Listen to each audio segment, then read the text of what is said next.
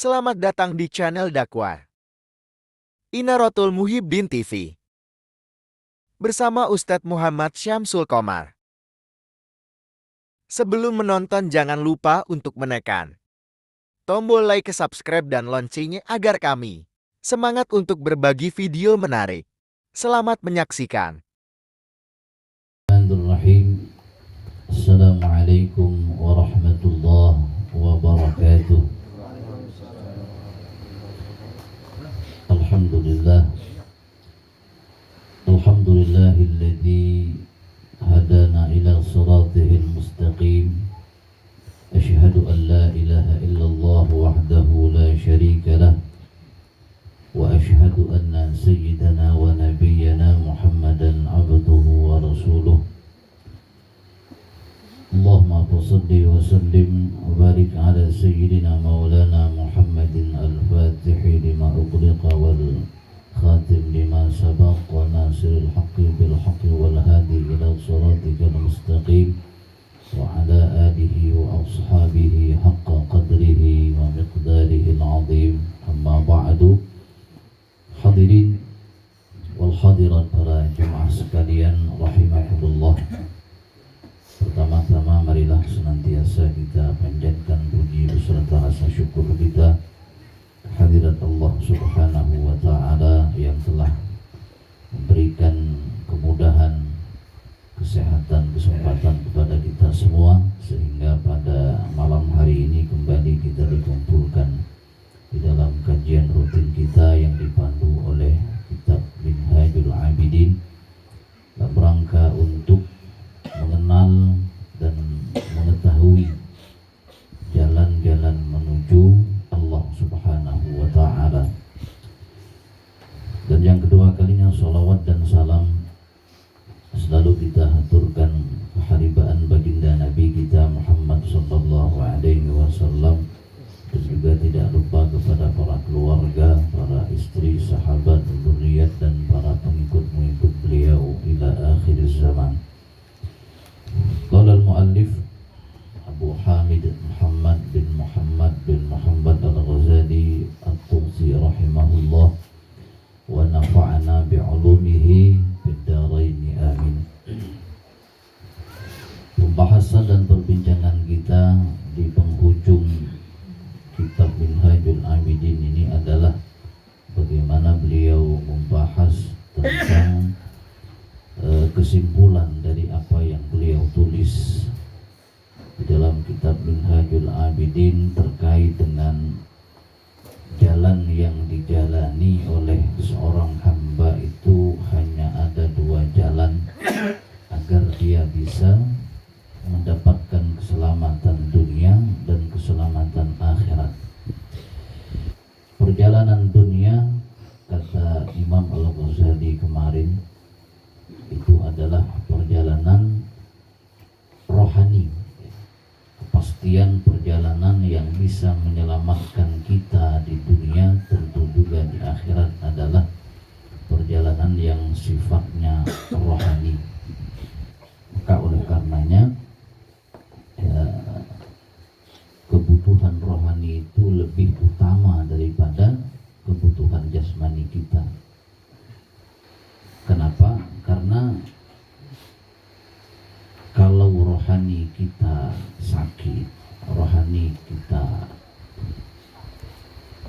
celaka, maka tentu akhirnya adalah azab dan nerakanya Allah Subhanahu wa ta'ala. Kalau jasmani kita sakit, itu hanya terbatas dalam kematian. Ketika sudah mati selesai. Tapi ketika rohani kita sakit, rohani kita mati, maka yang kita alami adalah kesengsaraan, yang kita alami adalah siksaan dari Allah Subhanahu wa ta'ala. Na'udzubillah. Dan perjalanan-perjalanan yang telah dikonsepkan oleh Imam Al-Ghazali, tahapan-tahapan yang beliau tulis, mulai daripada tahapan ilmu, taubat, dan sampai tahapan syukur, ya, tahapan yang ketujuh kemarin, ini ini adalah merupakan jalan yang sangat panjang, jalan yang sangat rumit, yang resikonya sangat bahaya, yang sangat besar. Maka kata beliau, andai kata engkau mengatakan perjalanan ini sangat berbahaya, sangat sulit, ya memang benar, sangat payah. Karena fitrah kita sebagaimana yang Allah katakan dalam Al-Quran, laqad khalaqnal insan fi kabad, sungguh telah kami ciptakan manusia itu di dalam susah payah, ya, di dalam susah payah, mulai daripada mengandung, melahirkan, menyusui, kemudian tentang kehidupannya yang kita pikirkan, pendidikannya dan seterusnya sampai kematian. Jadi memang fitrah kita di dalam kepayahan dan susah payah.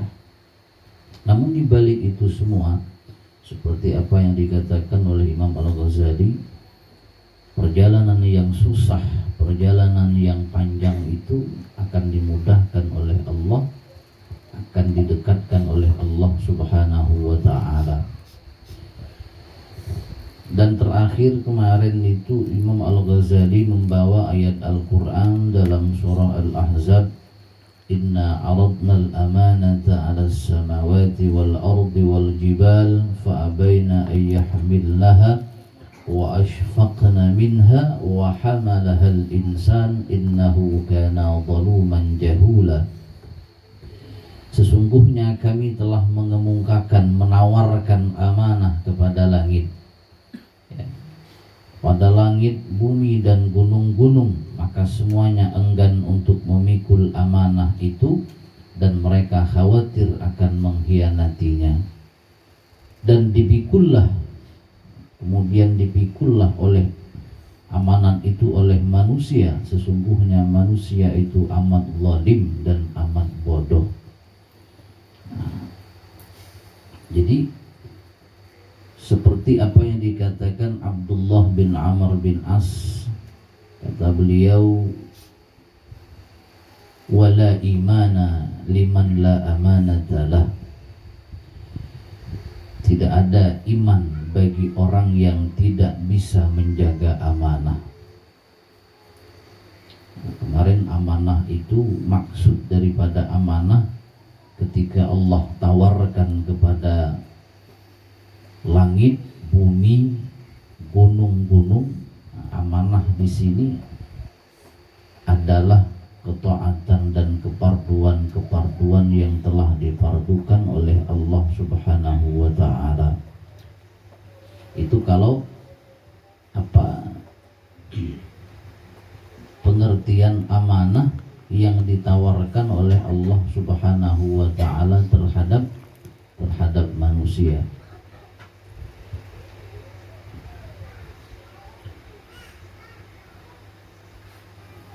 Dan pada suatu riwayat daripada Abdullah bin Abbas, hiya amanatun nas wal wafa' bil uhud fahaqqun ala kulli mu'minin an la yaghsha mu'minan wala mu'ahadan bi syai'in fi qalilin wala katsir.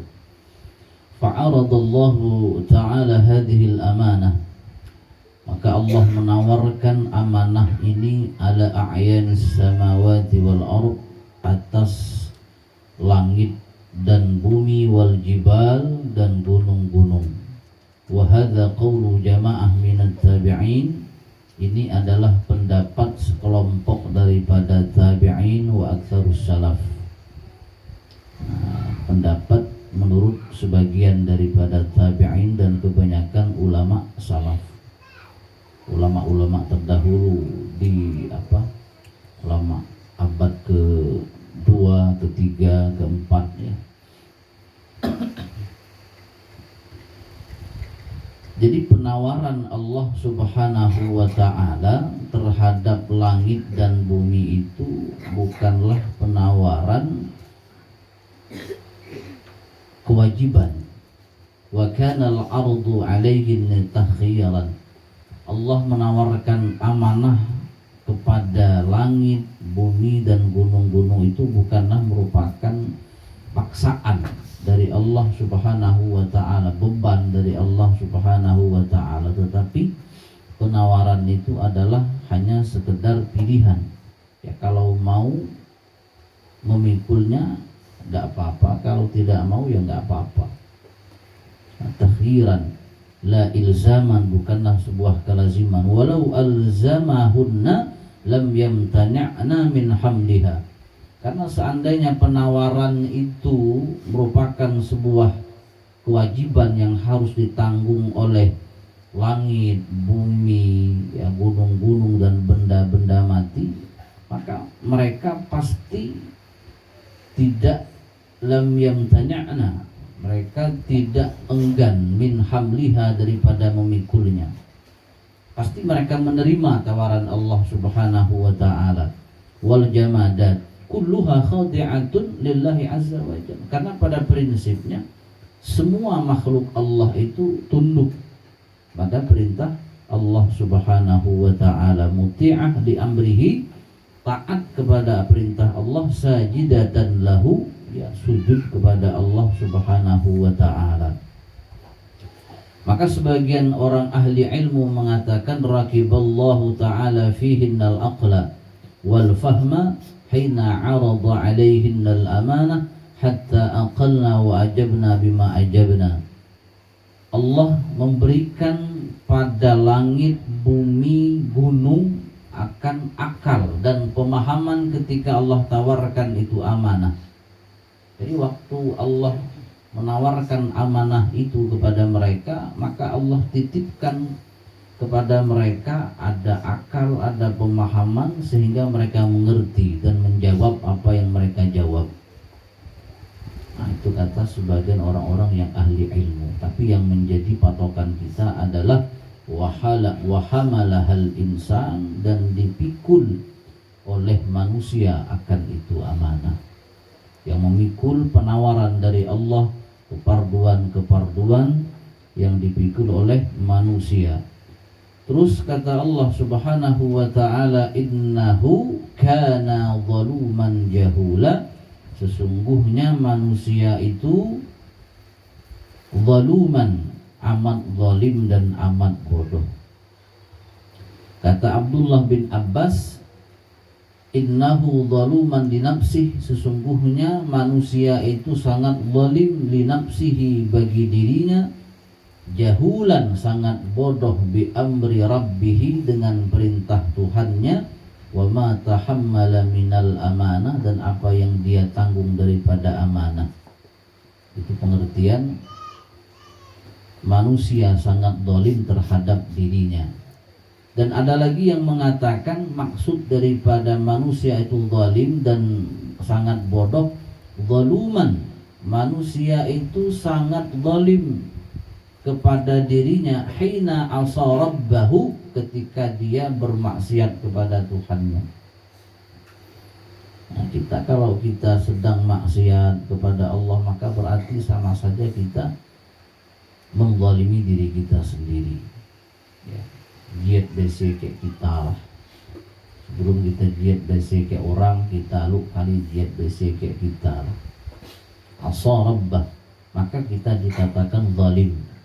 Apalagi nanti ketika kita berbuat zalim terhadap orang lain, maka kezaliman itu double, ya. Kezaliman itu menumpuk di dalam diri kita.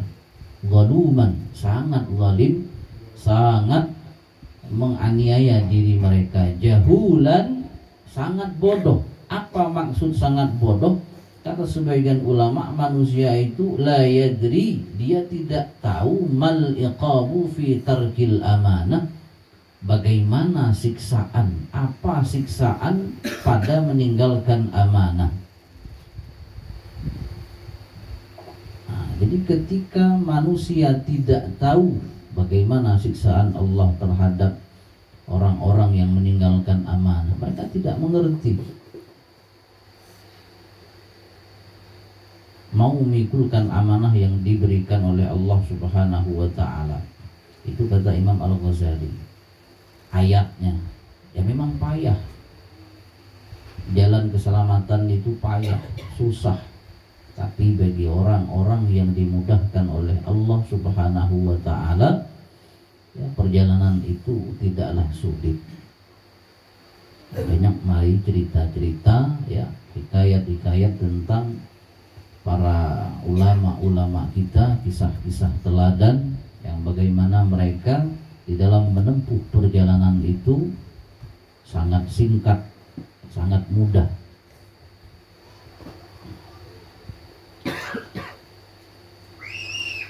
Rasulullah Shallallahu Alaihi Wasallam juga bersabda, "Lau alimtum ma a'lamu labakaitum katsiran wa la dhahiktum qalila."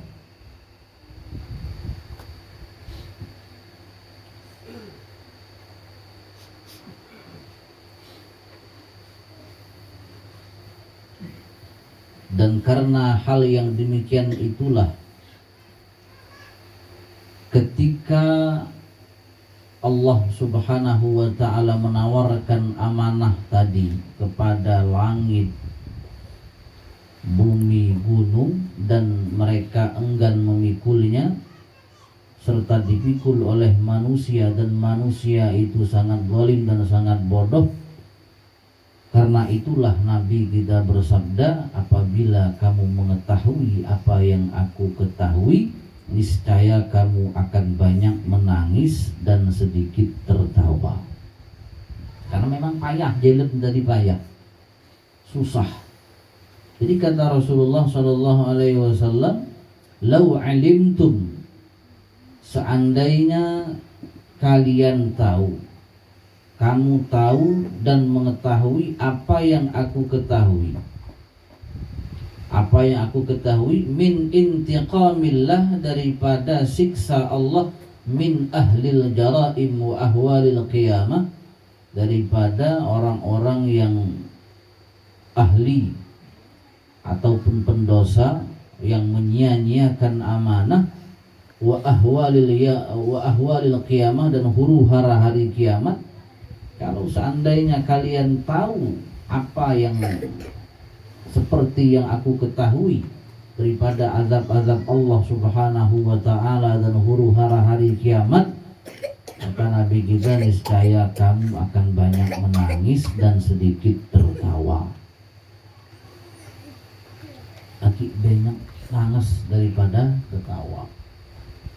Kalau seandainya kalian mengerti, kata Nabi kita, apa yang telah aku ketahui.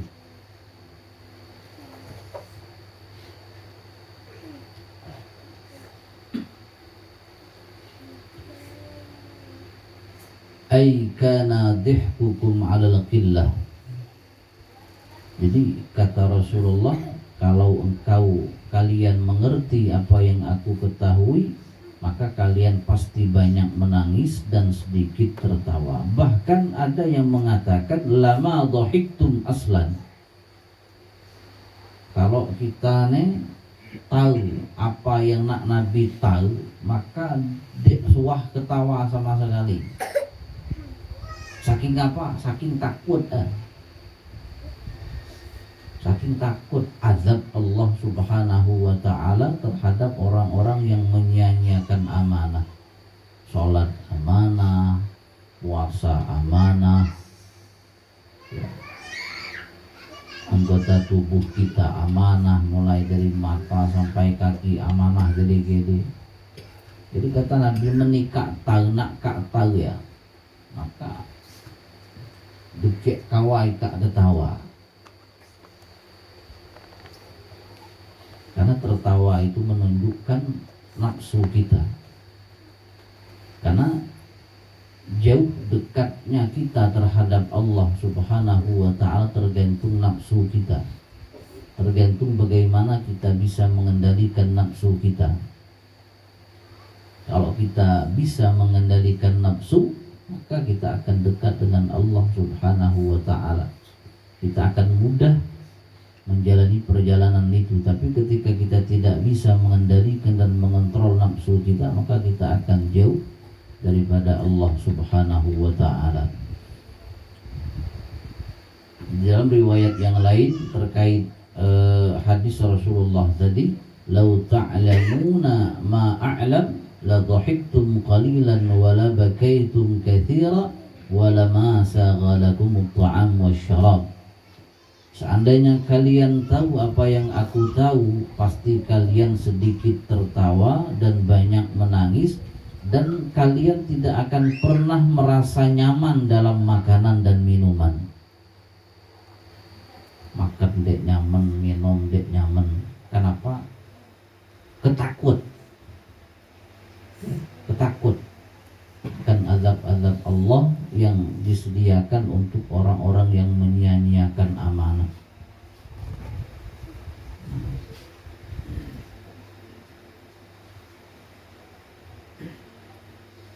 Dalam riwayat lain dikatakan bahwa ada yang berseru dari langit, "Laital khalqa lam yukhlaqu wa laitahum idh khuliqu alimu limadza khuliqu wa laitahum idh alimu amilu bima alimu."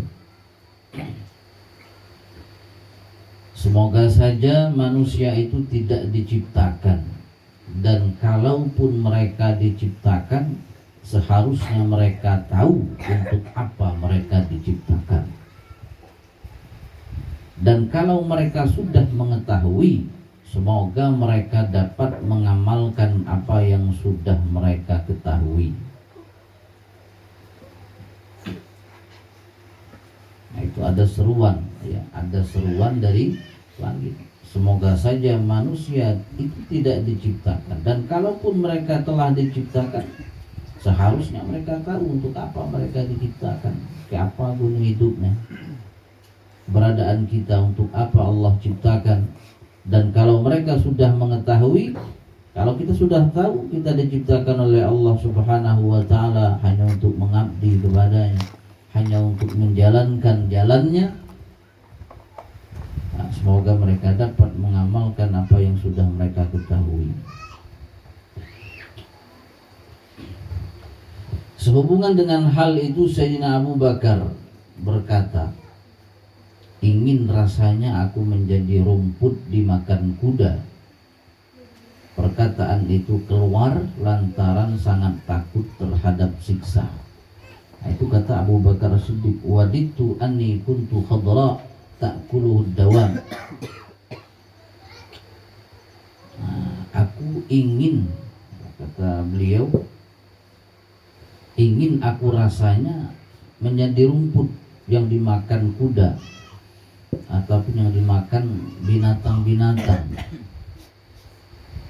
Kalau enggak jadi rumput, bedanya dia usah jadi manusia. Kenapa? Ribet urusan. Ribet urusan. Saking takutnya beliau ke azab Allah Subhanahu wa ta'ala.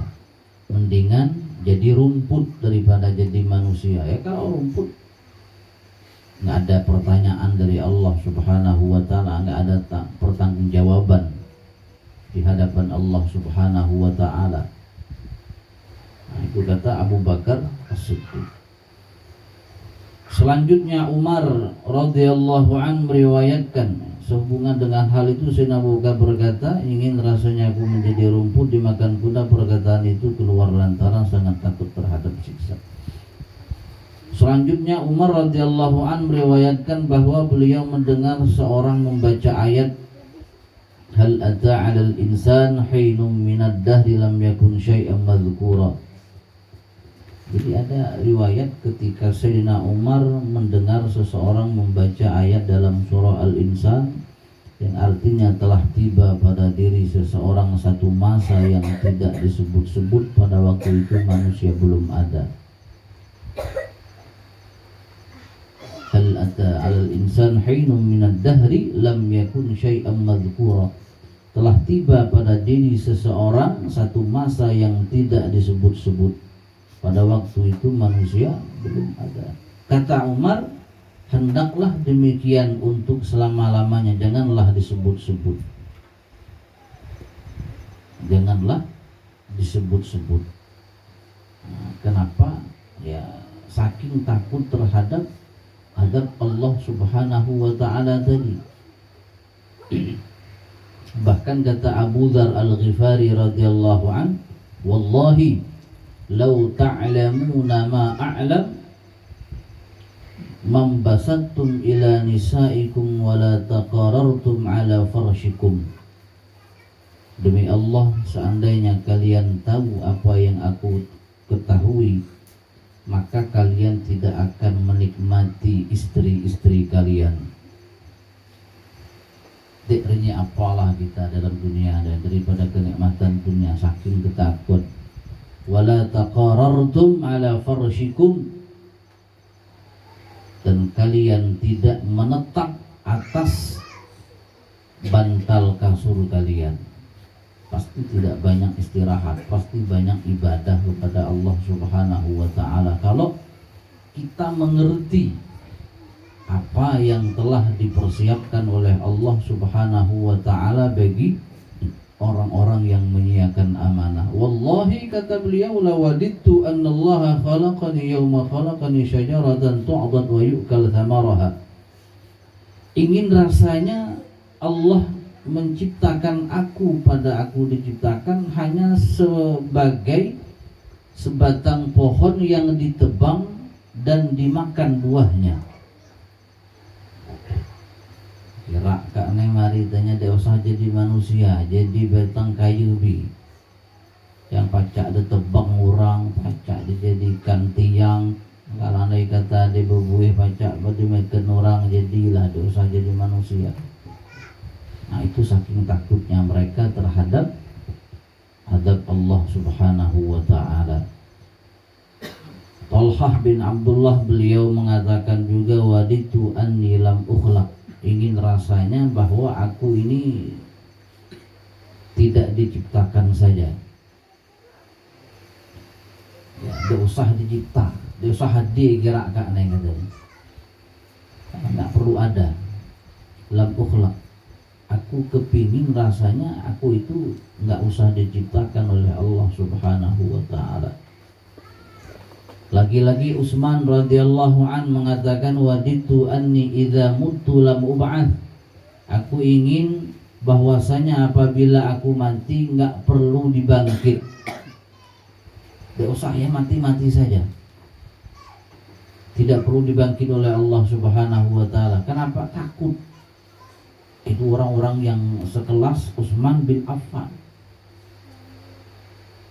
min ahlil jannah, salah satu sahabat yang dijanjikan oleh Allah masuk ke dalam surga. Saking takut. Yang kita sapangnya min, kita sapangnya min.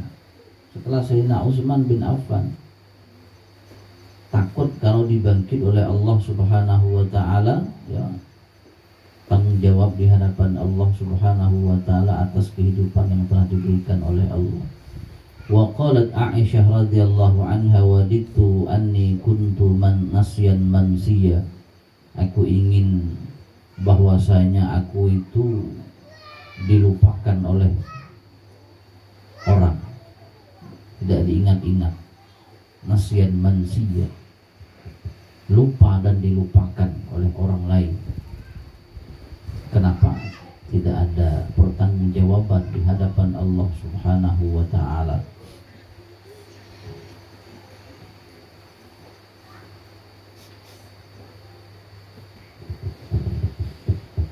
Kata Umar, hendaklah demikian untuk selamanya, janganlah disebut-sebut orang. Berkata pula Abu Ubaidah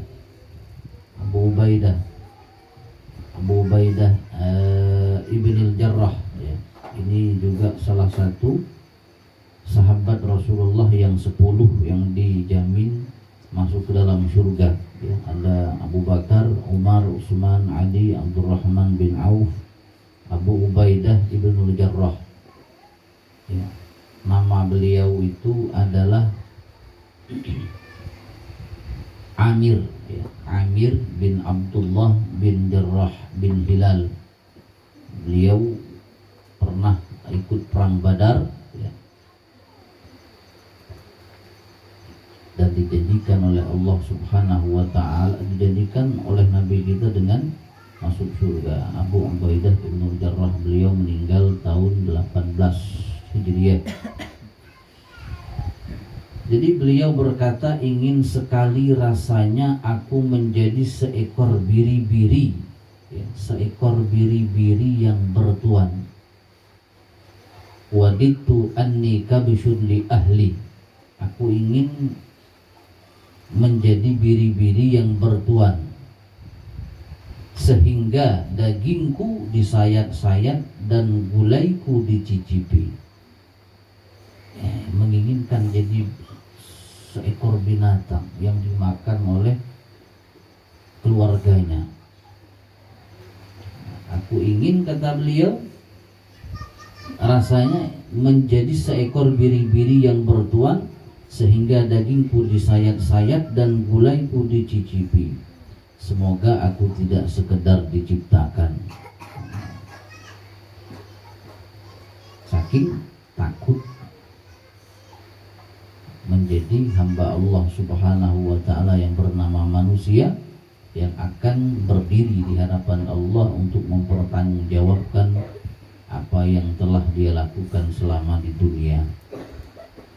Juga berkata Wahab bin Munabbih, memang manusia itu sangat dungu, sebab jika tidak, hidupnya di dunia tidak akan senang.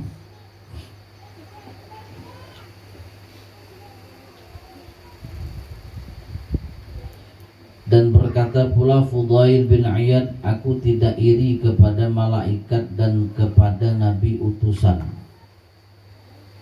Aku tidak iri kepada para malaikat, aku tidak iri kepada para nabi dan rasul, juga terhadap hamba-hamba Allah yang soleh. Sebab sekalipun nabi, malaikat atau hamba yang soleh, kelak pada hari kiamat tetap ditanyai oleh Allah. Tetapi aku iri hati kepada yang tidak diciptakan oleh Allah Subhanahu wa ta'ala. Bagi yang tidak diciptakan oleh Allah, ya selesai, karena tidak akan pernah ditanya oleh Allah Subhanahu wa ta'ala. Makanya aku tidak iri kepada malaikat, para nabi, para rasul, orang-orang soleh sekalipun, karena mereka tetap akan ditanya oleh Allah. Itu orang yang sekelas nabi, apalagi yang kita pendosa ini. Orang-orang yang soleh saja akan ditanya, apalagi kita yang tidak soleh. Orang yang ahli sholat saja akan ditanya, orang ahli puasa akan ditanya, apalagi yang kita tidak istiqomah dalam sholat. Nah, lebih mengerikan artinya. Orang yang jujur saja ditanya dengan kejujurannya, apalagi pendusta seperti kita. Ya, sangat mengkhawatirkan, sangat mengerikan. At-Ta'fun berkata,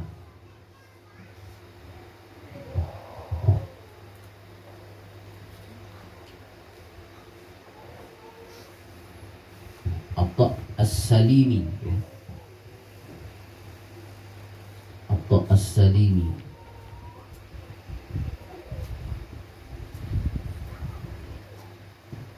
apabila seseorang menyalakan api, kemudian mengumumkan bahwa siapa saja mencampakkan dirinya ke dalam api itu, maka akan hilang atau menjadi orang tak berkelanjutan, maka aku takut lebih dulu mati sebelum sampai pada api itu.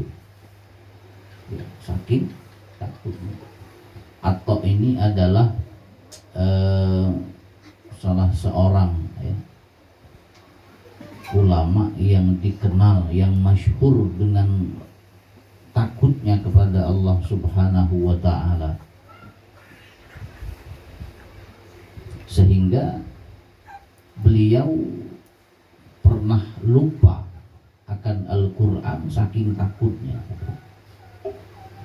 Dan beliau juga apabila melihat dapur api yang dinyalakan, maka beliau pingsan terkenang ke azabnya Allah Subhanahu wa taala. Api depu. Nah, belum ada kompor gas dulu. Ketika lah dapur api itu dinyalakan, maka melihat itu saja beliau pingsan. Apalagi melihat biasa kita orang manduk rebek ataupun orang rebek lebih parah lagi. Beliau nengong api depu ge pingsan. Kenapa? Terkenang kayak siksa Allah Subhanahu wa taala. Sementara kita nih rebek dek batang hektara. Ada dek kira-kira kita memikirkan bagaimana azab Allah Subhanahu wa taala. Rupik tebel bosek rekuk tunang udah apa ya dek sepatah ada dek kita rasa takut ngeri yang ada ingin kita nyangos ingin kita ya kalau secara lahir boleh saja tapi kita juga harus belajar dari api itu cara Allah untuk memberikan pelajaran bagi kita. Api itu sangat panas, gambaran siksaannya Allah Subhanahu wa ta'ala untuk agar bagaimana kita bisa stabil iman kita kepadanya. Nah, itu artinya jauh pengenang kita terhadap api tadi seperti yang terjadi Al-Imam Atha.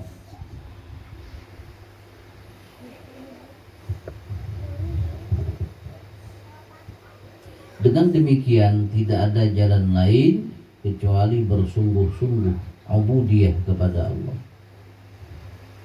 Jadi tidak ada jalan lain di dalam hidup kita ini hanya mempersembahkan kehambaan kita kepada Allah Subhanahu wa ta'ala dan berpegang kepada tali Allah untuk selamanya. Semoga Allah melimpahkan rahmat dan keselamatan kepada kita. Ya lah. Kalau masalah susah. Kalau masalah dikatakan payah, jalan itu payah. Tapi kita tidak mengandalkan diri kita, tapi kita mengandalkan Allah Subhanahu wa ta'ala. Setiap hari kita katakan ihdinas siratal mustaqim. Mantapkan kami di jalan yang tersebut, di jalan yang telah dijalani oleh para nabi, para rasul dan para ulama-ulama, para kekasih-kekasih Allah Subhanahu wa ta'ala.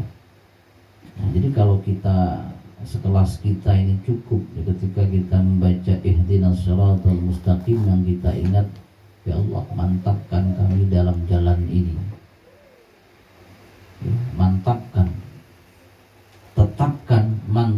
kami di jalan ini, di jalan keselamatan, jalan ilmu, jalan taubat, ya. Jalan bagaimana menghadapi godaan-godaan nafsu syaitan manusia, bagaimana kami bisa sabar, bagaimana kami bisa bersyukur dan seterusnya. Nah, jadi luas makna ihdinas siratal mustaqim. Resapi ihdinas siratal mustaqim. Ketika kita sholat, ya Allah mantapkan aku, ya, jadikan aku orang ahli sholat, ya, ihdinas siratal mustaqim. Maka insya Allah kalau Allah sudah memudahkan, ya tidak ada sesuatu yang sulit bagi kita. Mudah-mudahan Allah Subhanahu wa ta'ala dengan ilmu-ilmu yang kita pelajari, ilmu-ilmu yang kita dengarkan, wabil khusus dari Imam Al-Ghazali rahimahullah, Allah Subhanahu wa ta'ala mantapkan kita di jalan ini. Allah mudahkan, ya Allah singkatkan sehingga kita bisa mendapatkan keselamatan, baik perjalanan kita di dunia, terlebih nanti perjalanan kita di akhirat, di jembatan Shiratal Mustaqim, dan sampai ke surganya Allah Subhanahu wa ta'ala, tempat ridhonya di sana bersama para kekasih-kekasihnya Allah dari para nabi, rasul dan aulia-aulianya wassalihin. Amin ya rabbal alamin. Hadratin Nabi Muhammad sallallahu